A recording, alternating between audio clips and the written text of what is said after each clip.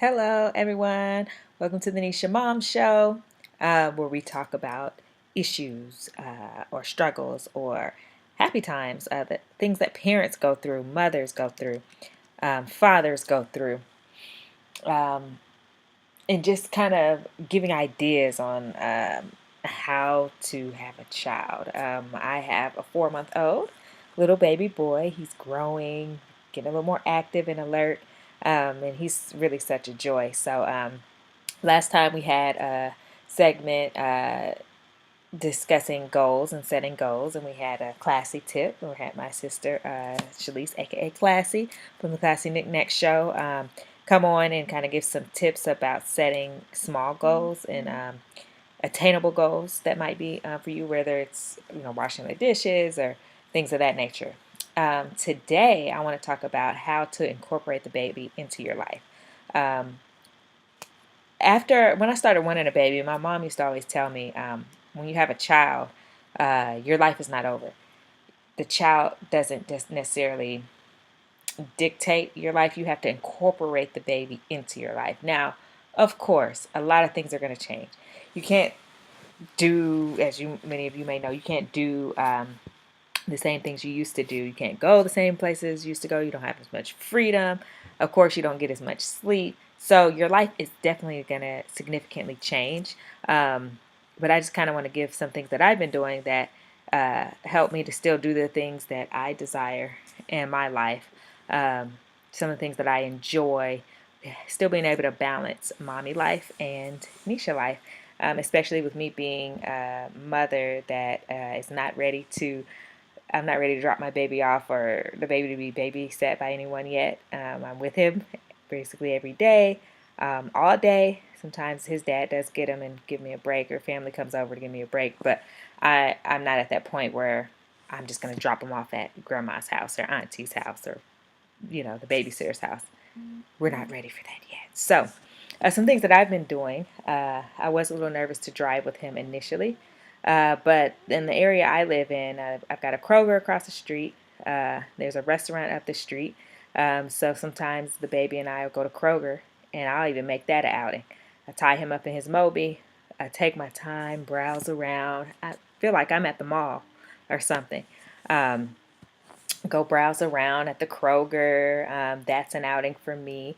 Also, sometimes if I want to just get something to eat, I'll find a close restaurant, take him by myself, and I look at what time to go. I don't really want to go during the lunch hour, even if it's a baby friendly restaurant. But first of all, I want to choose restaurants that are kind of baby friendly. Mexican restaurants are really good at being baby friendly. And basically any restaurant, that's not like a upscale kind of date type quiet environment, but it also depends on what time you go. So I found that the best times to go out to eat are between the hours of probably 1:30 to 2 p.m. during the day, and then up until about 5:30, because this is during the weekday.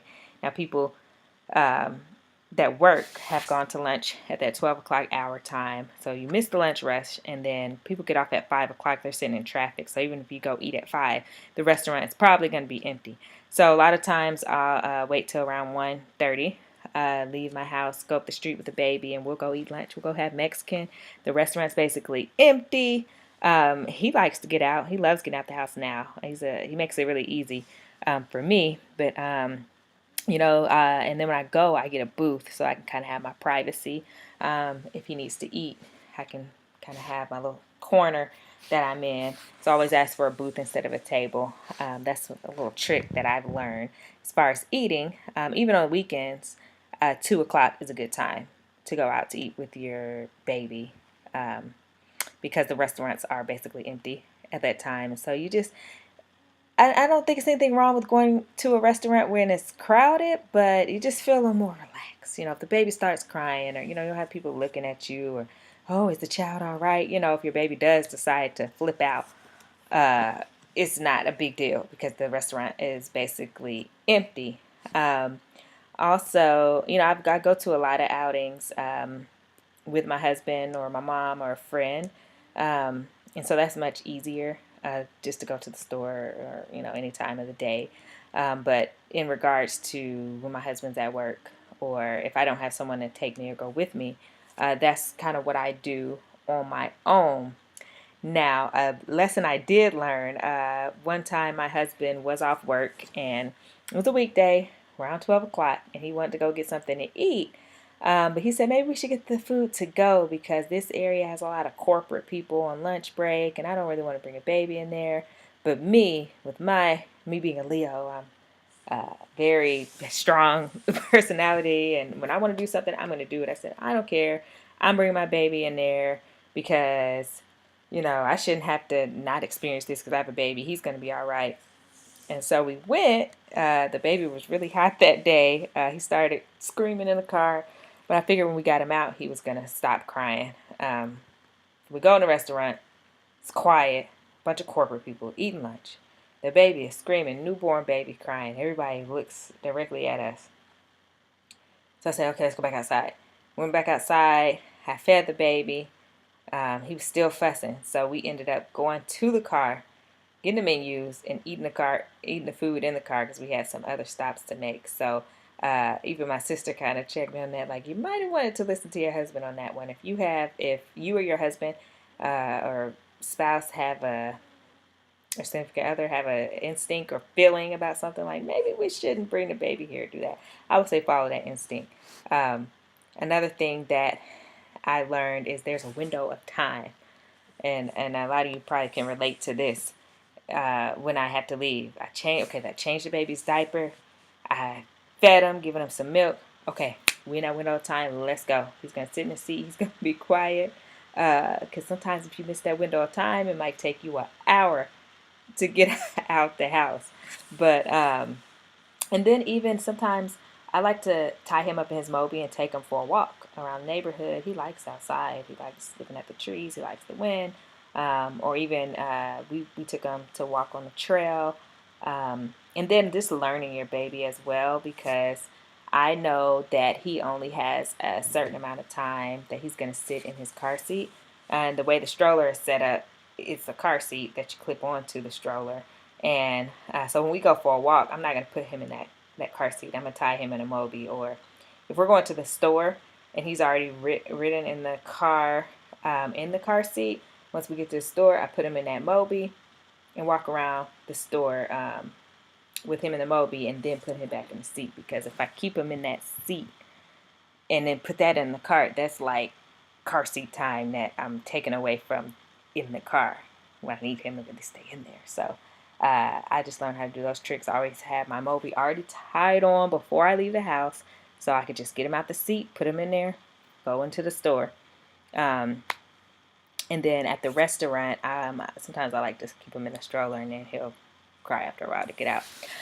But just encouraging word for the day is that you can still live life with a baby. A lot of people think your life is over when you have a child. That's it. Can't go nowhere, can't do anything, nothing. Get that baby, get him acclimated to doing things you like to do, or get her acclimated to doing things you like to do. Of course, very easier said than done, because it could be a lot of work now. When I first started going out with him, I'd be sweating. So I'm like, okay, all right, you all right? You crying? Okay. All right, pray. Like talking to him, all right, all right, all right. But once you get used to it and once he gets used to it, you'll be fine. And of course, it's not going to be perfect. You might have your whole routine going and then get in the restaurant and he's not having it that day. You got to get your food to go. Who knows? But at least just try. As I would say, don't feel like you're in bondage or you just have to stay stuck at the house. You can't take your baby out. I know it's probably harder for winter babies. I had a baby in the winter, but of course we didn't really have a winter this year, so I was still able to get him out the house. But just fear is false evidence appearing real. So just feel that fear and do it anyway. I mean, the worst that could happen, especially if you're only going up the street, what's the worst that could happen? The baby might cry. You have to pull over, feed him, put him back in the seat, go home. Or, take some time. You might even have to take 30 minutes in the back seat of your car. Who knows? But you're going out during the day, hopefully in a safe environment. And worst case scenario, you're up the street. If you're by yourself, start off by going up the street. If the baby is crying and you just can't get that baby calm, you're only 5 minutes from the house, and then you can get home and whew, all right, take an L for the day, but we made it back. So that's what I have to tell myself is what's the worst that can happen? The baby could cry and I have to pull over, or I could just turn around and drive home, whatever the case may be. But at least I tried.